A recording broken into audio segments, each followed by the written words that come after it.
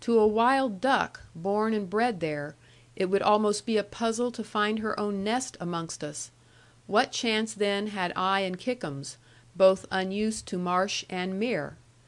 Each time when we thought that we must be right, now at last, by track or passage, and approaching the conflict, with the sounds of it waxing nearer, suddenly a break of water would be laid before us, with the moon looking mildly over it, and the northern lights behind us dancing down the lines of fog.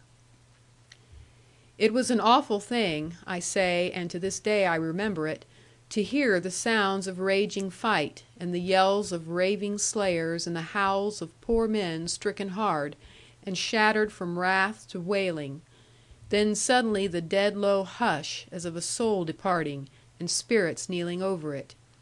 Through the vapour of the earth, and white breath of the water, and beneath the pale round moon, bowing as the drift went by, all this rush and pause of fear passed or lingered on my path.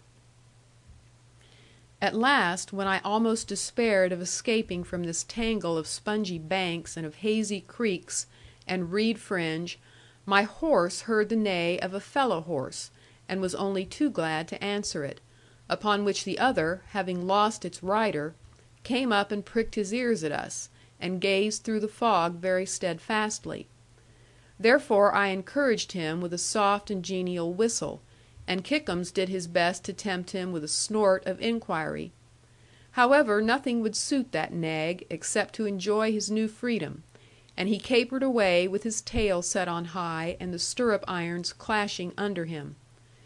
Therefore, as he might know the way, and appeared to have been in the battle, we followed him very carefully; and he led us to a little hamlet, called, as I found afterwards, West Zoyland, or Zealand, so named perhaps from its situation amid this inland sea.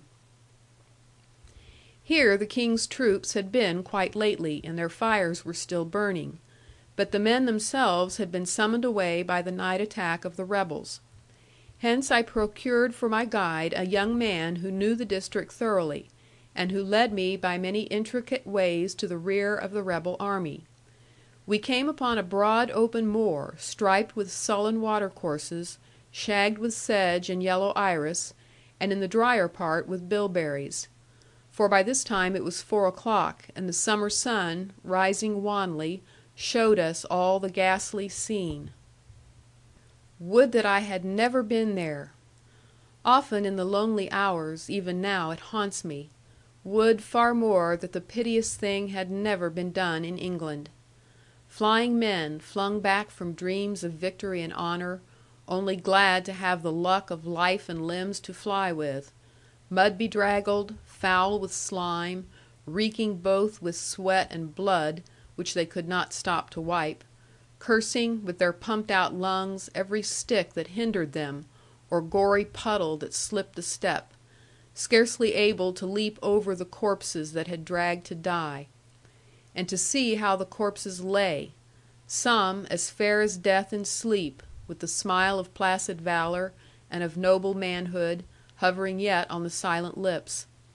These had bloodless hands put upwards, white as wax, and firm as death, clasped, as on a monument, in prayer for dear ones left behind, or in high thanksgiving. And of these men there was nothing in their broad blue eyes to fear. But others were of different sort; simple fellows unused to pain, accustomed to the bill-hook perhaps, or rasp of the knuckles in a quickset hedge, or making some to do at breakfast, over a thumb cut in sharpening a scythe, and expecting their wives to make more to do. Yet here lay these poor chaps, dead. Dead after a deal of pain, with little mind to bear it, and a soul they had never thought of; gone, their God only knows whither, but to mercy we may trust.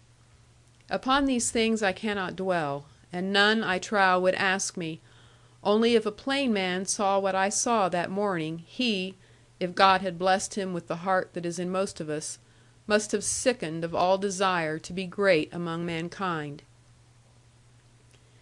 Seeing me riding to the front, where the work of death went on among the men of true English pluck, which, when moved, no farther moves, The fugitives called out to me, in half a dozen dialects, to make no utter fool of myself, for the great guns were come, and the fight was over; all the rest was slaughter. "Arl oop wi moonmo," shouted one big fellow, a miner of the Mendip hills, whose weapon was a pickaxe. "Na oose to vite no more. Wend thee hame, yoong man, again." Upon this I stopped my horse, desiring not to be shot for nothing, and eager to aid some poor sick people who tried to lift their arms to me. And this I did to the best of my power, though void of skill in the business, and more inclined to weep with them than to check their weeping.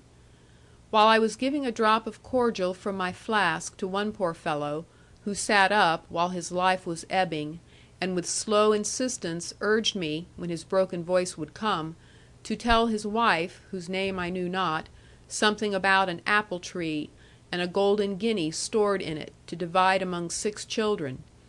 In the midst of this I felt warm lips laid against my cheek quite softly, and then a little push, and behold it was a horse leaning over me. I arose in haste, and there stood Winnie, looking at me with beseeching eyes, enough to melt a heart of stone. Then seeing my attention fixed, she turned her head and glanced back sadly toward the place of battle, and gave a little wistful neigh, and then looked me full in the face again, as much as to say, "Do you understand?" while she scraped with one hoof impatiently. If ever a horse tried hard to speak, it was Winnie at that moment. I went to her side and patted her, but that was not what she wanted. Then I offered to leap into the empty saddle, but neither did that seem good to her, for she ran away toward the part of the field at which she had been glancing back, and then turned round and shook her mane, entreating me to follow her. Upon this, I learned from the dying man where to find his apple tree, and promised to add another guinea to the one in store for his children, and so commending him to God, I mounted my own horse again, and to Winnie's great delight, professed myself at her service.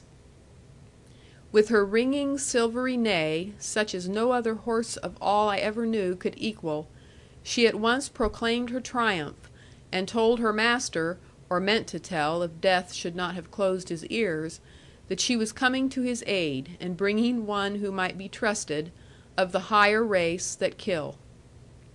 A cannon bullet, fired low and ploughing the marsh slowly, met poor Winnie front to front, and she, being as quick as thought, lowered her nose to sniff at it. It might be a message from her master, for it made a mournful noise. But luckily for Winnie's life, a rise of wet ground took the ball, even under her very nose, and there it cut a splashy groove, missing her off hindfoot by an inch, and scattering black mud over her. It frightened me much more than Winnie, of that I am quite certain, because though I am firm enough, when it comes to a real tussle, and the heart of a fellow warms up and tells him that he must go through with it, yet I never did approve of making a cold pie of death. Therefore, with those reckless cannons, brazen mouth and bellowing 2 furlongs off, or it might be more, and the more the merrier, I would have given that year's hay crop for a bit of a hill, or a thicket of oaks, or almost even a badger's earth.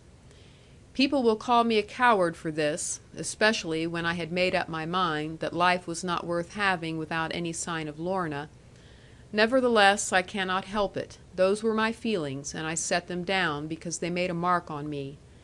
At Glen Doone I had fought, even against cannon, with some spirit and fury, but now I saw nothing to fight about. Rather, in every poor doubled corpse, a good reason for not fighting. So, in cold blood riding on, and yet ashamed that a man should shrink where a horse went bravely, I cast a bitter blame upon the reckless ways of Winnie. Nearly all were scattered now. Of the noble countrymen, armed with scythe or pickaxe, blacksmith's hammer or fold pitcher, who had stood their ground for hours against blazing musketry, from men whom they could not get at by reason of the water dike, and then against the deadly cannon, dragged by the bishop's horses to slaughter his own sheep, Of these sturdy Englishmen, noble in their want of sense,